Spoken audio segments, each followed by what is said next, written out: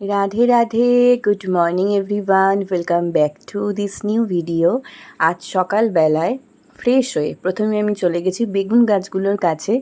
এক ঝলকে দেখেছিলাম 2-3টে মতন বেগুন হয়েছিল এদিক ওদিক, যেটা বেশ খুঁজে খুঁজে বের করতে হলেই দেখো না ঝোপে ঝাড়ে একটা ছোট্ট করে হয়ে রয়েছে ছোটো ছোটো বেগুন। দেখতেও কি ভালো লাগে না, ভীষণ কিউট। আর নিজের গাছের হলে তো আনন্দের আর সীমা থাকে না।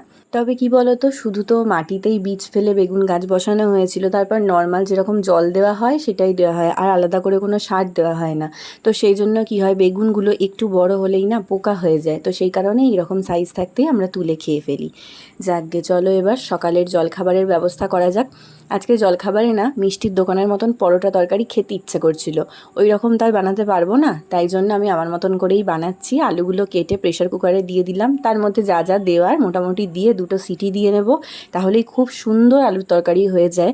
মাত্র 10 মিনিটও লাগে না হতে। তোমাদের যদি এরকম হয় কোনো দিনও যে ভীষণ তাড়াহুড়ো রয়েছে, আলুর তরকারি বানাতে হবে, তো এরকম সব কিছু দিয়ে প্রেশারে জল মেপে দিয়ে বসিয়ে দিয়ে জাস্ট একটা সিটিতেই কিন্তু খুব সুন্দর তরকারি হয়ে যায়। জল খেতে গিয়ে দেখি একটা বোতলেও জল নেই, তাই জলগুলো সব ভরলাম। এদিকে ততক্ষণে আমার আলুর তরকারিটা হয়েও গেছে, দেখো কত সুন্দর হয়েছে। একটু জাস্ট আলুগুলো ভেঙে ভেঙে দিচ্ছি, কারণ একটু ঘাটা ঘাটা তরকারি আমার ভালো লাগে। এদিকে সেকে পরোটাগুলোকেও ভেজে নিয়েছি, আর এখানে সোনামাকেও খেতে দিয়ে দিলাম। দেন আমি এই যে খেতে বসেছি, খেতে বসে আমার এত শরীর খারাপ লাগছিল, মানে এত প্রচণ্ড গরম এই বছর পড়েছে যে আমার পেট ভর্তি খিদে, সামনে পছন্দের খাবার, তাও আমার শরীরের মধ্যে এত আনচান করছিল যে আমি খেতেই পারছিলাম না। মনে হচ্ছিল এখনই বমি হয়ে যাবে, এতটা কষ্ট হচ্ছিল আজকে কাজকর্ম করার পরে। আসলে এত গরমে কিছু করার নেই, যে কোনো মানুষেরই শরীর খারাপ করবে। তো যাই হোক, প্রভুর নাম স্মরণ করে এখানে ব্রেকফাস্ট কমপ্লিট করে আমি কিছু লিচু ছাড়িয়ে নিলাম। ওই যে বাবা মা আগের দিন লিচুগুলো এনেছিল না, তো ভাবলাম আগে বাবাকে দিই। তো সেই জন্য বাবার তো আমাদের আগেই ব্রেকফাস্ট হয়ে যায়, তো ব্রেকফাস্ট হয়ে যাওয়ার ওই মিনিট 45 পর গিয়ে আমি লিচুগুলো ছাড়িয়ে বাবাকে দিয়ে আসলাম। লিচুগুলো না ভীষণ ভালো ছিল খেতে, আমরা দুপুরবেলায় খেয়েছিলাম, ভীষণ মিষ্টি। এটাই তো লিচু খাওয়ার টাইম, তাই না? লিচু ভালোবাসে না এমন লোকের হয়তো অভাব পড়ে যাবে। তারপরে একটু বেরিয়েছিলাম সামনের ওই মুদির দোকানে, কয়েকটা জিনিস আনা বাকি ছিল, সেগুলোই আনতে। তো জাস্ট কয়েক পা আমার বাড়ির থেকে এই দোকান, তোমরা তো জানোই, কিন্তু সেটুকু যেতে গিয়ে আমার মনে হচ্ছিলো মাথার চাঁদি ফেটে যাবে। জিনিস নিয়ে আসতে না আসতে এদিকে আবার দেখলাম সবজি কাকু চলে এসেছে, তো ছুটে ছুটে সেখানেও গেলাম সবজি আনতে। মানে আজকের দিনটা আমার একেবারে লেজে গোবরে, একটা করে কাজ শেষ করতে পারছি না, একটা করে কাজ এসে উপস্থিত হচ্ছে। আর এক আটি বরবটি,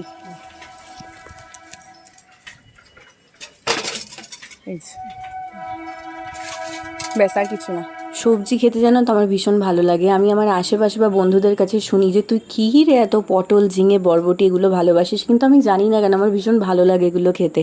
আজকে যেহেতু প্রচণ্ড গরম তোমাদের বলছি, তো সোনামাকে বললাম আজ না কিছু রান্না করো না, জাস্ট খেতে ইচ্ছা করছে না, ভাত করে জল ঢেলে রাখো, আজকে সবাই ওই পান্তা ভাতই খাবো। তো সোনামাও তাতে এক বাক্যে রাজি হলো। আসলে কষ্ট তো সবারই হচ্ছে না এত গরমে, তো সেই জন্য আমি আবার কি করলাম, একটা জলের বোতল নিয়ে ডিপ ফ্রিজে ঢুকিয়ে দিলাম, কারণ এখন ভাত হলে সেটা ঠান্ডা হওয়া তো ভীষণই চাপের কথা। তো যাই হোক, ওদিকে সোনামা ভাত করে জল ঢেলে দিয়েছে। আজকে বাড়িতে লেবু নেই, তো সেই জন্য আমি এখন যাচ্ছি আমাদের বাড়ির পেছনে একটা লেবু গাছ আছে, সেখান থেকে লেবু পাতা আনতে। এই যে দেখো, এই গাছটা না আমার বিয়ের পরপরই মনে হয় বসানো, কিন্তু একবার ওর লেবু হলো না। এদিকে কত ধীরিঙ্গা হয়ে বড় হয়েছে দেখো, বাট ঠিক আছে, লেবু হয়নি তো কি হয়েছে। এই যে সুন্দর সুন্দর লেবু পাতাগুলো রয়েছে, এত সুন্দর গন্ধ যে লেবুর হয়তো আর দরকারই পড়ে না। তো এখান থেকে কয়েকটা লেবুর পাতা নিয়ে চলো এবার ধুয়ে যাই, ভাতের মধ্যে জল দিয়ে লেবু পাতাগুলোকে দিয়ে রাখবো, তাহলে সারা ভাতটা জুড়ে একটা ভীষণ সুন্দর গন্ধ হয়। আমার শাশুড়িমা এইভাবেই পান্তা ভাত তৈরি করে, আর সত্যি খেতে খুব ভালো লাগে। কিন্তু ভাত কিছুতেই আর ঠান্ডা হচ্ছিল না। আমি তো একের পর এক জল ঢেলেই যাচ্ছি, ফ্রিজের জল, ডিপ ফ্রিজের জল, কিন্তু এই তো গরম, তার মধ্যে সবে নামানো হয়েছে, কি আর এত সহজে ঠান্ডা হয়? তবু ঠিক আছে, ওই যে গরম ভাতে জল ঢেলে খাওয়া যেটাকে বলে। লেবু পাতাগুলো দিয়ে ঢেকে রেখে দিলাম, যখন খাবো তখন ঢাকা খুলে তারপরে খাওয়া যাবে। এই এত গরমের মধ্যে সবচাইতে ফ্রেশ কি জানো, এখানে এই যে লেবু পাতার সুন্দর গন্ধটা। যাকগে, পান্তা ভাত দিয়ে খাবো বলে বড়া ভাজবো, তো সেই জন্য না ধোকার প্যাকেট নিয়ে এসেছিলাম, একটা ছোট যে ধোকা মিক্সচার পাওয়া যায়, সেটা খুব ভালো লাগে কিন্তু এই বড়াটা পান্তা ভাত দিয়ে খেতে।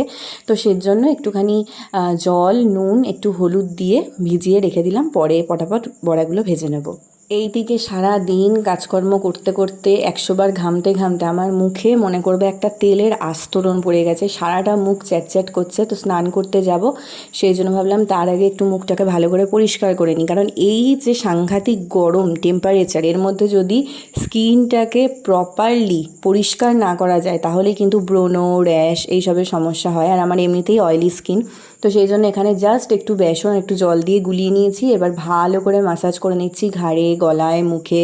তাহলে কি হবে, যদি কোনো ডার্ট থাকে বা যে অয়েল থাকে চিটচিটে ভাবটা, সেটা কিন্তু একেবারে বেসন পরিষ্কার করে দেয়। বেসন আমাদের স্কিনকে ভীষণ মানে ভেতর থেকে ক্লিন করে।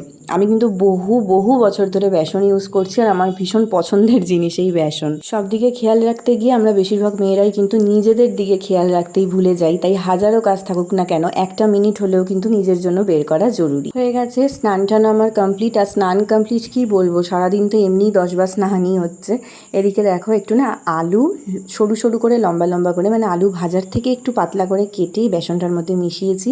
এখানে 2টো কাঁচা লঙ্কা ভেজে নিচ্ছি। শুকনো লঙ্কা ভাজলে বেশি খেতে ভালো লাগে, কিন্তু এই গরমে আর সেদিকে গেলাম না। আর এখানে বড়াগুলো ভেজে নিচ্ছি, লঙ্কা দিয়ে ভালো করে সোনামা পান্তা ভাতটা মাখবে, খেতেও দারুণ লাগবে। আচ্ছা বলো তো, বড়াগুলো দেখে কার কার খুব লোভ লাগছে?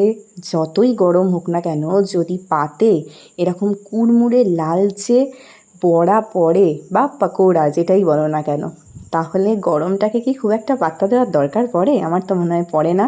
এত টেস্টি হয়েছিল না বড়াগুলো খেতে, যে এখন ভয়েস ওভার দিতে গিয়ে আমার আবারও লোভ লাগছে। সোনামাকে বললাম তুমিই সবার ভাতগুলো একবারে মেখে দাও, কারণ লঙ্কাটা দিয়ে মাখলে তবেই তো খেতে ভালো লাগবে, আর আমার লঙ্কা মাখলে ভীষণ হাত জ্বলে। তো সোনামাই এখানে সবাইকে ভাতগুলো মেখে মেখে দিচ্ছিল। আর এই যে আমাদের রাজাধিরাজ মহারাজও বিশাল বড় বড় কাজকর্ম সেরে চলে এসেছেন পান্তা ভাত খাওয়ার জন্য।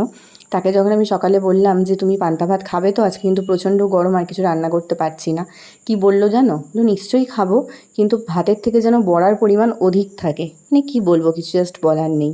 বিকেলের দিকে বাড়ির সামনের এই রাস্তাটায় একটুখানি পায়চারি করতে করতে ভাইয়ের সাথে ফোনে কথা বলছিলাম। তোমাদের মধ্যে অনেকেই বলছো আমাকে বড় ভিডিও দেওয়ার জন্য, কিন্তু আসলে কি বলো তো, এখন না মানুষের ধৈর্য ভীষণ কম। অত বড় বড় ভিডিও দেখতে তোমরাই অনেকে পছন্দ করো না।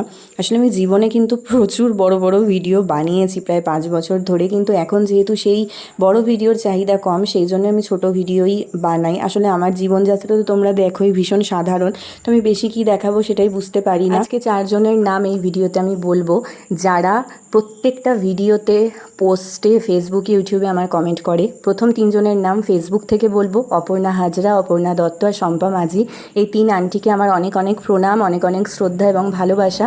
তারা আমার প্রত্যেকটা ভিডিওতে, পোস্টে ভীষণ সুন্দর সুন্দর কমেন্ট করেন। আরেকজনের নাম পিঙ্কি আইচ, তার নামটা না বললেই নয়। আমার প্রত্যেকটা ইউটিউব ব্লগে যে খুব সুন্দর সুন্দর কমেন্ট করে, এবং তার জন্য শুধুমাত্র আজকের এই ভিডিওটা আমার একটু বড় করে বানানো। অনেক অনেক ধন্যবাদ।